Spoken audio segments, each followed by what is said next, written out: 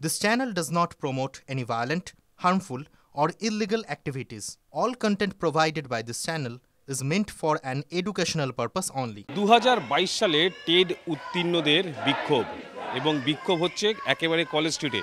কোর্টের রায়ে 3 দিনের বিক্ষোভের আজকে শেষ দিন।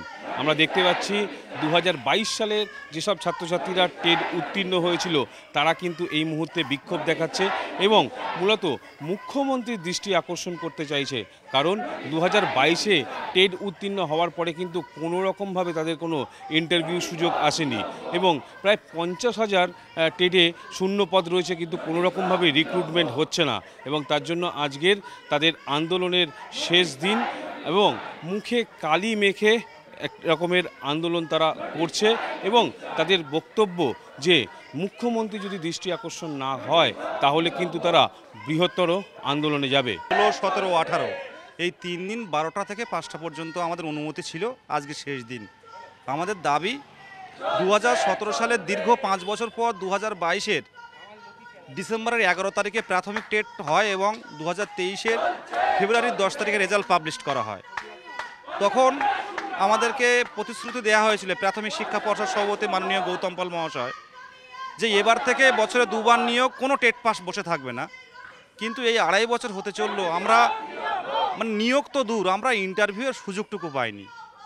মুখ্যমন্ত্রীর দৃষ্টি আকর্ষণের জন্য মেনলি আমরা এখানে অবস্থান করছি, কারণ শিক্ষামন্ত্রীর কাছে গেলে বলছেন যতক্ষণ না মুখ্যমন্ত্রী গ্রিন সিগন্যাল না দিচ্ছে আমরা শুরু করতে পারছি না।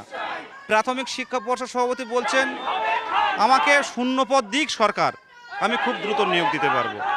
কালো কালি লাগিয়ে কি অ্যাকচুয়ালি কালি লেখার জন্য ব্যবহার করা হয়, আমরা লিখি, আমরা হবু শিক্ষক, সেই কালি মুখে মাখিয়ে একটা প্রতীকী প্রতিবাদ জানাচ্ছি মুখ্যমন্ত্রীর দৃষ্টি আকর্ষণের জন্য।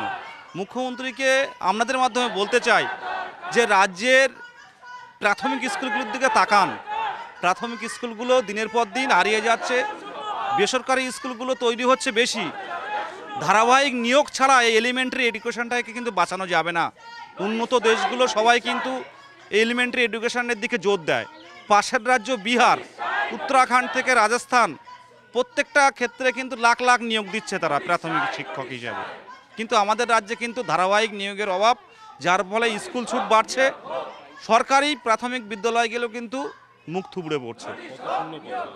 শূন্যপদ প্রাথমিক শিক্ষা পর্ষদ সভাপতি বলছেন 50,000 শূন্যপদ আছে, মুখ্যমন্ত্রী বলছেন 10 লক্ষ, শুধুমাত্র রিসেন্ট বললেন যে 1 লক্ষ শূন্যপদ আছে টিচারের ক্ষেত্রে। আমি বলছি আপার প্রাইমারির ক্ষেত্রে কত আলাদা করে আপনি একটা ইন্ডিকেট করে দিন, এই দাবি রাখছি আমরা। বিদেশ গাজী 2022 প্রাথমিক টেট পাস।